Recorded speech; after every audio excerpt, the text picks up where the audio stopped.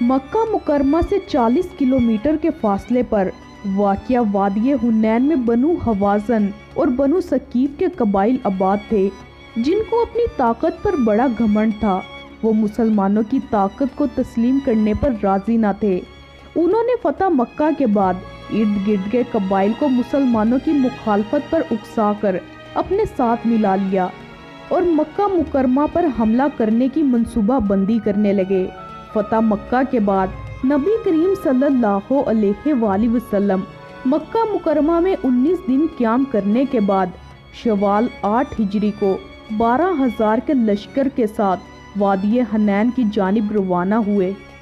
لشکر کی تعداد دیکھ کر بعض نو مسلموں کے ذہن میں یہ خیال آیا کہ آج کوئی طاقت ہمیں شکست سے دوچار نہیں کر سکتی۔ ان کا یوں اپنی ظاہری طاقت و کثرت تعداد پر اترانا اللہ تعالیٰ کو پسند نہ آیا۔ ادھر دشمن اسلام مسلمانوں سے پہلے میدان میں پہنچ کر جنگی تدابیر اختیار کر چکے تھے۔ جیسے ہی مسلمان میدان جنگ میں اترے، کفار نے اچانک حملہ کرتے ہوئے مسلمانوں پر تیروں کی بارش کر دی، جس کی وجہ سے بدنظمی پیدا ہوئی اور مسلمان اچانک اس قدر شدید حملے سے بوکھلا گئے اور عارضی طور پر مسلمانوں کے پاؤں اکھڑنے لگے۔ اس موقع پر نبی کریم صلی اللہ علیہ وآلہ وسلم بے مثال جرت بہادری کا مظاہرہ کرتے ہوئے میدان میں ڈٹے رہے۔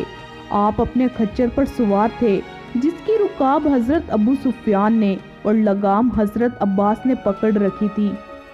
نبی کریم خچر سے اترے اور یہ کلمات ادا کرتے ہوئے دشمن کی طرف چل پڑے۔ میں نبی ہوں، اس میں کوئی جھوٹ نہیں، میں عبد المطلب کی اولاد ہوں۔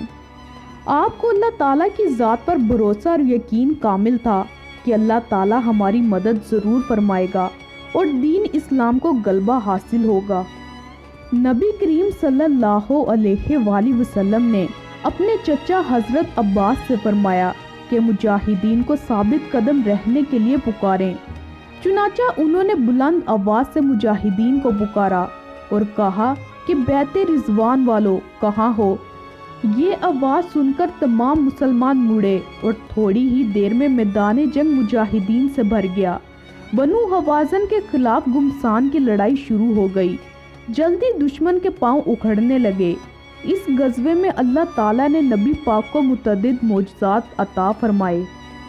نبی کریم صلی اللہ علیہ وآلہ وسلم نے لڑائی کی شدت دیکھ کر مٹھی بھر مٹھی اٹھائی اور کفار کی طرف پھینکی۔ وہ مٹھی بھر خاک دشمن کے ہر شخص کی آنکھ میں چلی گئی۔ دشمن کی صفیں بکھر گئی اور وہ میدان چھوڑ کر بھاگ گئے۔ اللہ تعالیٰ نے اس غزوے میں فرشتوں کے ذریعے مسلمانوں کی مدد فرمائی۔ غزوہ حنین میں حضرت ابو طلحہ انصاری رضی اللہ تعالیٰ عنہ نے 30 مشرکوں کو قتل کیا، جبکہ مرنے والے کفار کی کل تعداد 300 سے زائد تھی۔ اس غزوہ میں 4 مسلمان شہید ہوئے۔ غزوہ حنین میں اللہ تعالیٰ نے اہل اسلام کو بے شمار مال غنیمت عطا فرمایا۔ اس مال غنیمت میں 6,000 جنگی قیدی، 24,000 اونٹ، 40,000 بکریاں اور 4,000 اوقیہ چاندی شامل تھی۔ نبی کریم صلی اللہ علیہ وآلہ وسلم نے مال غنیمت فوراً تقسیم نہیں کیا، بلکہ 2 ہفتے تک انتظار فرمایا تھا کہ شاید بنو حوازن اسلام قبول کر لے اور مال غنیمت ان کو واپس کر دیا جائے، لیکن ایسا نہ ہوا تو آپ نے مال غنیمت تقسیم فرما دیا۔ غزوہ حنین کی وجہ سے متعدد قبائل دائرہ اسلام میں داخل ہوئے اور اسلام مزید دور دراز کے علاقوں تک پھیل گیا۔ غزوہ حنین میں مسلمانوں کی نصرت و فتح کے متعلق اللہ تعالیٰ نے ارشاد فرمایا، یقیناً اللہ تمہاری مدد کر چکا ہے بہت سے مواقع پر اور خصوصاً حنین کے دن بھی، جبکہ تمہاری کثرت نے تمہیں ناز میں مبتلا کر دیا تھا تو وہ کثرت تمہارے کچھ بھی کام نہ آئی اور زمین تم پر اپنی وسعت کے باوجود تنگ ہو گئی، پھر تم پیٹ پھیر کر میدان سے رخ موڑ لیا۔